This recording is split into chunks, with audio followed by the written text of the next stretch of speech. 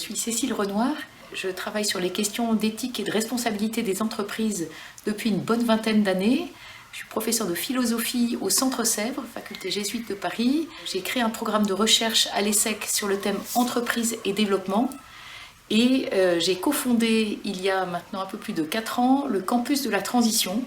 qui est une initiative basée en Seine-et-Marne et qui vise à conjuguer formation, recherche et expérimentation au service de la transition écologique et sociale,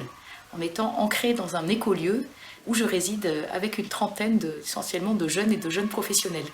La fête à Pigou me paraît une excellente manière de réunir des gens qui sont à la fois des experts de certains sujets assez techniques, liés notamment aux questions de comptabilité ou de fiscalité, avec des praticiens qui s'intéressent aux enjeux de réforme de nos modèles économiques et de nos modes de vie. Il s'agit, alors dans l'expérience qui est la mienne depuis une quinzaine d'années, c'est vraiment de voir comment faire se rencontrer les logiques financières et extra-financières autour de ce que j'appelle, moi, la responsabilité systémique des entreprises et qui invite à se demander comment les entreprises ont à la fois des responsabilités directes vis-à-vis de leurs effets sur différentes parties prenantes, et puis comment ces entreprises contribuent avec d'autres à des transformations de règles du jeu, ce qui suppose de se poser des questions d'une manière qui invite donc à comprendre cette responsabilité comme vraiment systémique. On sait par exemple que du point de vue des critères d'investissement socialement responsable, à l'heure actuelle, les critères ESG contribuent plutôt à sécuriser les activités des entreprises face au risque climat, qu'à regarder comment les entreprises représentent des risques pour le climat. Les normes comptables, pour l'instant, ne sont pas du tout adaptées. On sait qu'on n'a pas inscrit les éléments relatifs à la protection de la nature, ce que certains appellent le coût de maintien du capital naturel ou du capital humain. Et là, je me fais référence aux travaux notamment de Jacques Richard, d'Alexandre Rambaud et d'autres. Eh bien, il est absolument décisif de le faire rentrer à l'actif du bilan. Et tout ça, ça représente un changement de paradigme que beaucoup d'acteurs ont du mal à accepter. Cette fête à Pigou, elle est là pour permettre de faire se rencontrer des acteurs, des gens qui sont plutôt dans l'analyse des enjeux et de voir comment avancer, quel type de stratégie mettre en place du point de vue des pratiques, du point de vue des manières d'enseigner et d'essayer de faire donc bouger les choses par tous les moyens possibles, de l'engagement citoyen jusqu'aux transformations des règles du jeu et du droit.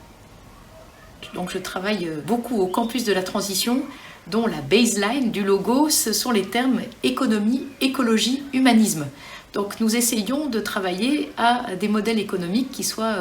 cohérents avec la justice écologique et sociale. Nous le faisons de différentes manières, à la fois en nous mettant nous-mêmes dans la question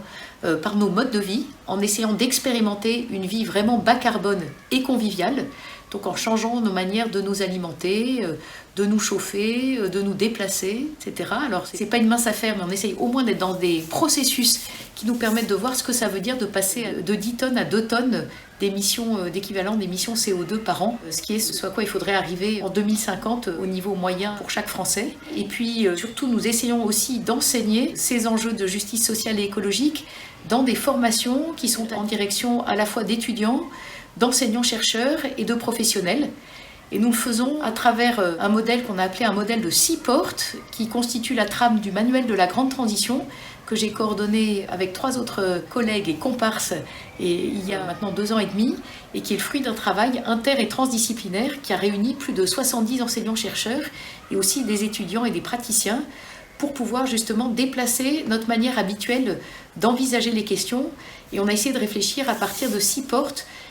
qui ont trait à la fois au diagnostic, aux critères éthiques, aux normes, aux instruments de gouvernance, aussi aux récits et aux imaginaires, aux enjeux de transformation de l'action à différentes échelles, et enfin aux moyens de se reconnecter à soi, aux autres, et à la nature et à plus grand que soi. Voilà. Et ces 6 portes dessinent un cadre d'analyse et d'action qui nous paraît très fructueux pour pouvoir changer les choses.